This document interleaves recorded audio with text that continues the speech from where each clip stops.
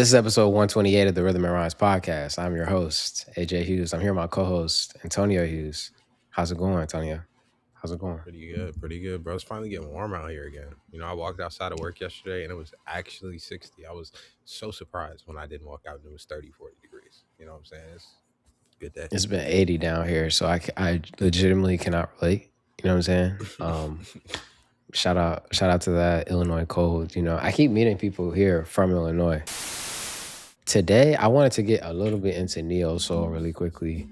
I started looking into, I don't want to say how the genre was formed because I don't really think it's a genre in the same way that I used to after reading this. But do you know anything about how neo soul was formed as an idea or a thought? I guess I know the time contextually, like the types of sounds we were hearing come out.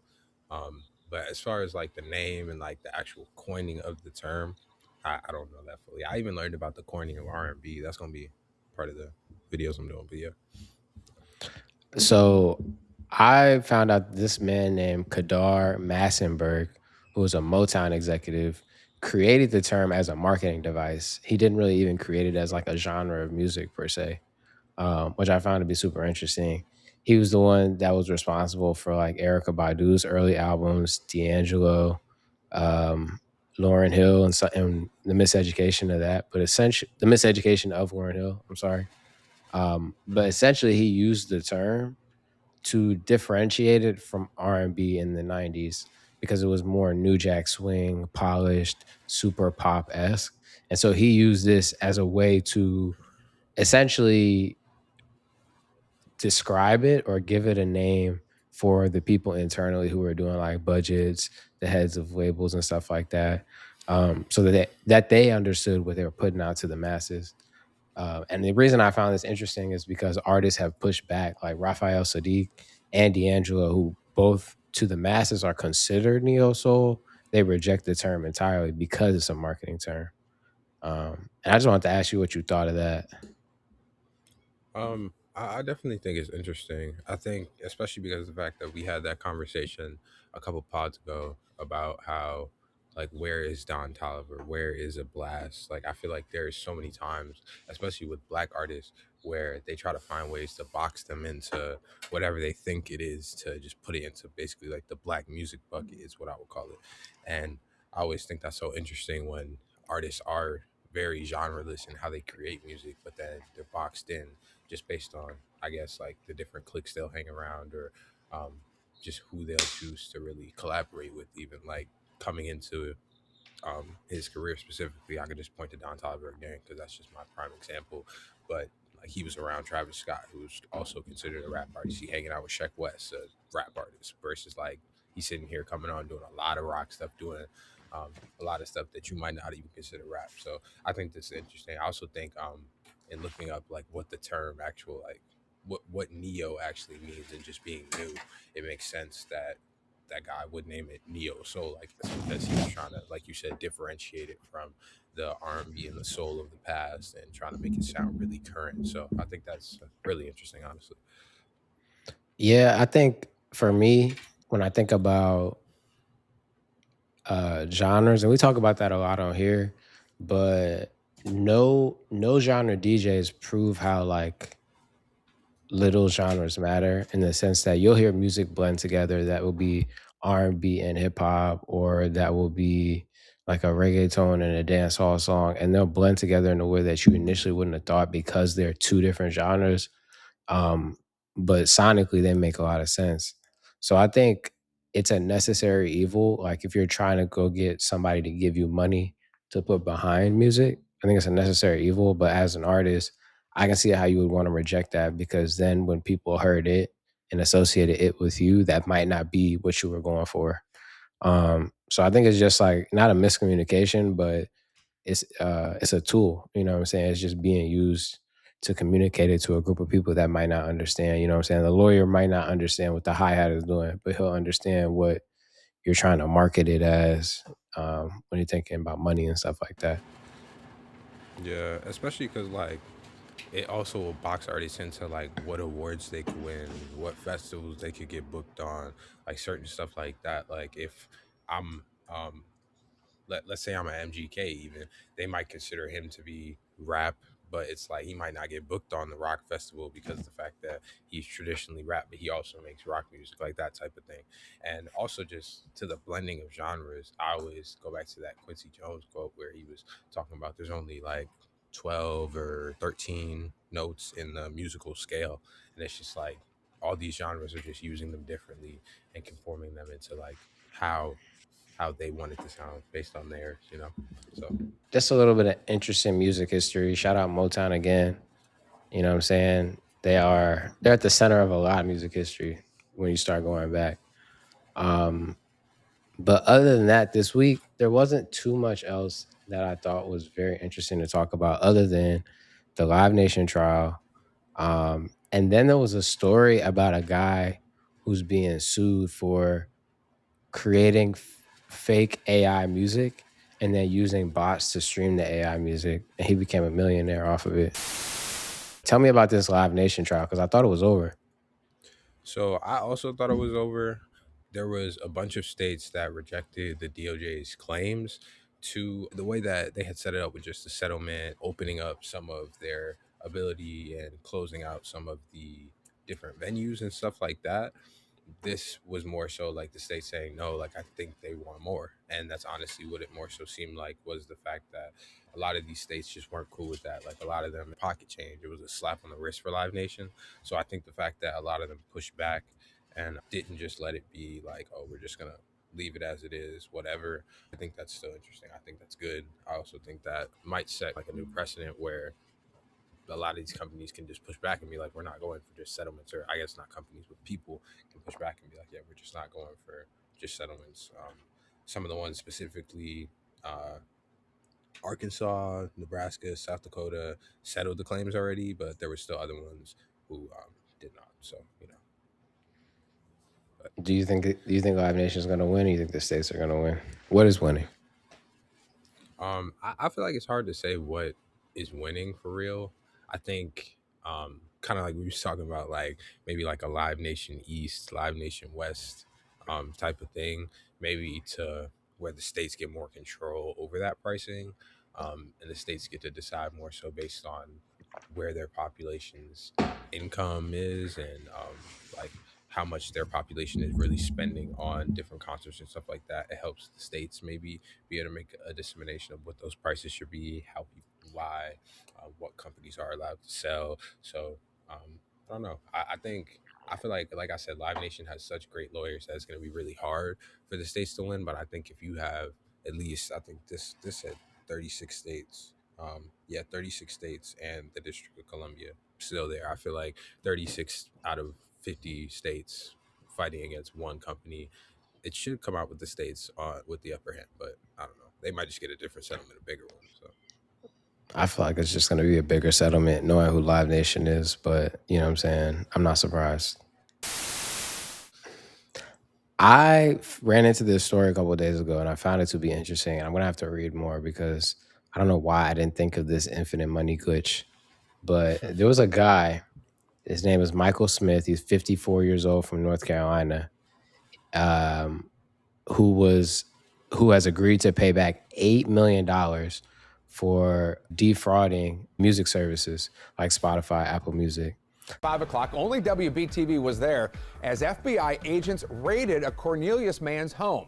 He's a musician now facing serious charges, accused of using AI to create and stream music and illegally collect more than $10 million in royalties. Michael Smith is charged with wire fraud conspiracy, wire fraud, and money laundering conspiracy. So essentially, he created hundreds of thousands of songs using AI. And then he put them up on music platforms like Amazon Music, Apple Music, Spotify, and YouTube Music. And then he would use bots to go stream all of his songs. And he ended up acquiring $8 million in royalties during the time that he was doing this. He said that he had 1,040 accounts and he would stream around 636 of his AI songs a day, which added up to 661,440 streams a day, potentially earning him $3,300 a day, which was $99,000 a month and $1.2 million a year. Now, I think this dude is the GOAT for so many reasons. Yes. But I think it opens first.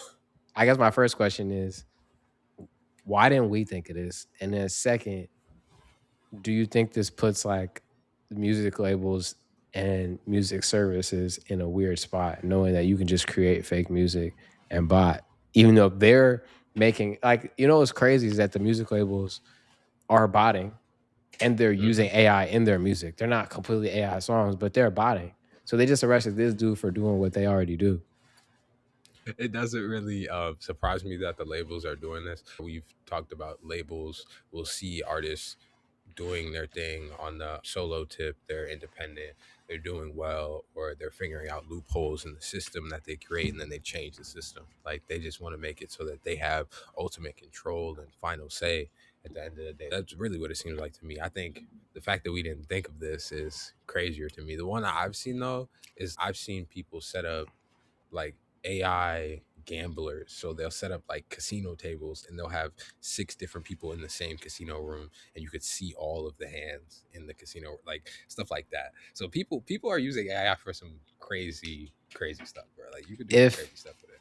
If we did this, we wouldn't have to get to 8 million to get out. Nah, bro, give me a cool meal. I'm out the game. I'm in Puerto Rico, bro. I don't need nothing else. That's what I'm saying. That's what I'm saying. If we did this, like if we did 1 year of this, I feel like it would just feel so like dangerous that you're like, you want to get out as soon as possible and get it in illegal money. Like go buy all Bitcoin with it or something like that. You know what I mean? Like, but at the same maybe time, not Bitcoin, like, but I'm saying like, do I need 8 years of this? Do I need like it's inevitable if you wait 8 years is what I'm saying. I don't think you need to do it for 8 years. And I feel like if he was really into it by the end of year 1, you didn't find a more efficient way to get more streams in a day. Like I feel like he should have been done by year 3. Like he should have been asking AI. I'm saying I wouldn't have even made it to a year.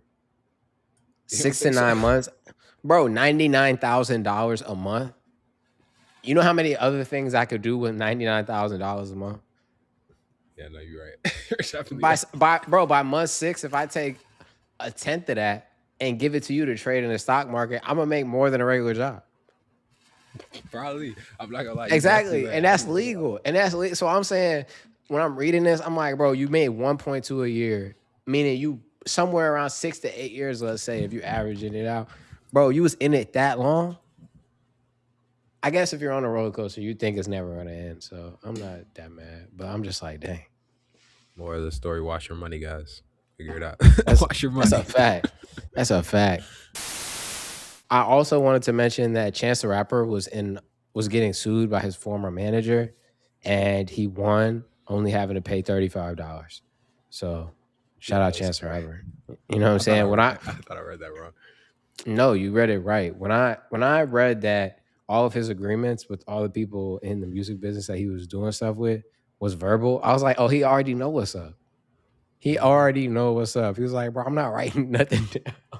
He said, I'm not writing nothing down. I'm going to just pay you, and it is what it is. Bro tried to come back for $3 million and left with 35. That's crazy. Nah, he knew. Like, that's really how the music guys got to start dripping the system. Just be like, bro, we used to go on a handshake out here. Like, shake my hand. You know what I'm saying? Like, literally. Shake my hand. Mike Will Made It put out an album called Reset. How much of this did you listen to, and what did you think of it in comparison to the other producer albums that's been coming out? Because there's a lot of them recently. I like the features, I guess, or artists that I guess you could say picked. Would they be features? He's the producer, not a rapper. But I think there were some really good songs on here. I thought hearing T.I. Young Dro, that song was crazy. Beat was crazy. That was probably my favorite one I heard. You know what was funny? I did not like the J. Cole song. I just didn't like this. I didn't like the content. Like the subject matter just wasn't interesting to me. But I would say I listened to about 65% of this.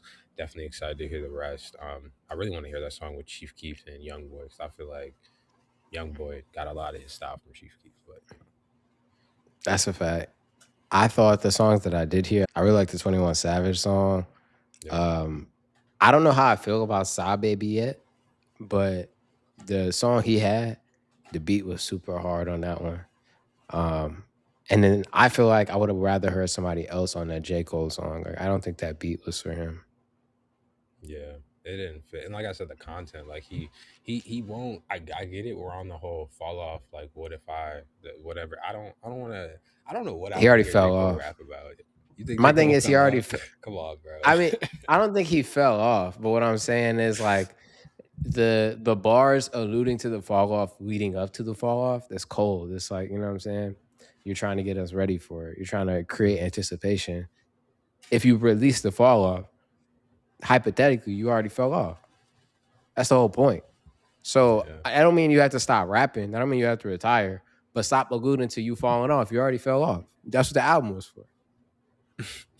Yeah, and I think it's funny because I watched a little bit of that Nadeska interview with him and Nadeska over the fall off, and I don't know. I just think the content, like I just wish he would back up for a second, like just let the album breathe, let that shit live. It did go gold already. If you ain't know that, it sold 500,000 copies already, so you know went gold. I'm But not surprised. I mean, yeah, it's him, but yeah, I could have done without that song. I will say.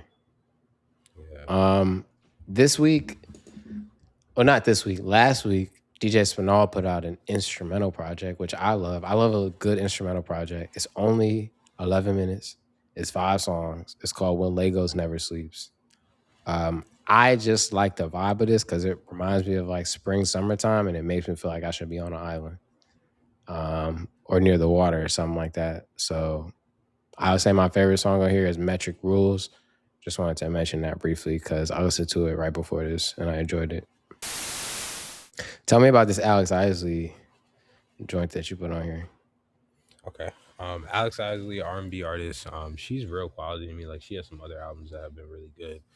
This one is called When the City Sleeps. I don't know why I keep putting my laptop down. This one is called When the City Sleeps. I always like her tone. Like I feel like her tone is real. Like, let's use whimsical as the word. I feel like it's very light, very easy to listen to. Some of my favorites I heard on here: Miss Goody Two Shoes, Chamomile was pretty good. When the City Sleeps with James Fauntleroy. I think one of the things I always enjoy about R&B music is that male female duo, like when they're going back and forth. That song has this vibe, so definitely go check this album out. I would say it's one of the ones I was listening to through this nice weekend. But there's some other stuff I heard, not as heavy as this stuff, I will say. What songs did you want to leave the people with this week? Let me know what songs you want to put people on with. Okay. I'm gonna go with 2. Actually, I feel like you're gonna recommend that, so I'm gonna just lead that first one. One is called Confidence by Osa. This was AJ got me back in my R&B bag, I will say. I had to go do some more research on a newer R&B artist, trying to see outside of KWN who I liked. This was a person I heard, Osa, Confidence, great song there. Bird flu, sorry, Black. That I song was like, hard. you said it was all right. That song was hard. Yeah, nah, I'm telling you, bro. Black when he's in his like rap bag, like nonchalant rap bag, yeah, that's where I like to hear Black. Of course, I don't know. I like some of his R&B stuff, but I feel like I've always liked him when he's been that, like the tone he'll come on with certain rap songs. So Bird Flu, Black, this song's crazy. Childish Major was the executive producer of the song. Okay. And then Venna also worked on the production of this song, who I'll come on here and talk about. That's tough. So shout out to them. That song is hard. I agree. Black is Black a better R&B artist or a better rapper? I because there's so many like I would definitely probably have to say rapper. I don't know. That's hard. I feel like he's like his rap bag and his R&B bag really be fighting. Like I'm not gonna lie.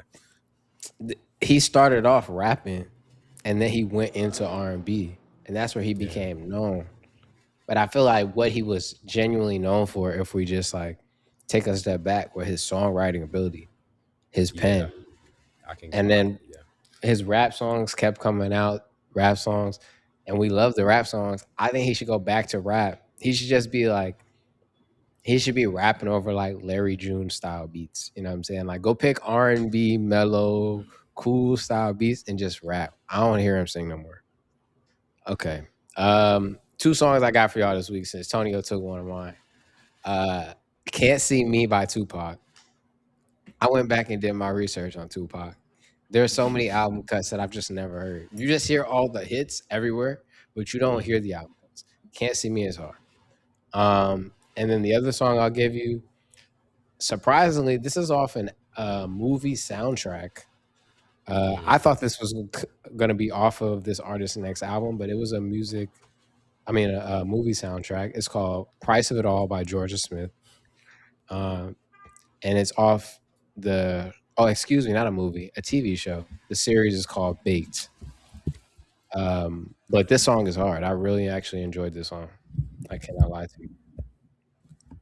Those are my two songs for y'all this week. We will see y'all next week. Keep this one semi-brief. That's all I had to say, man. That's it.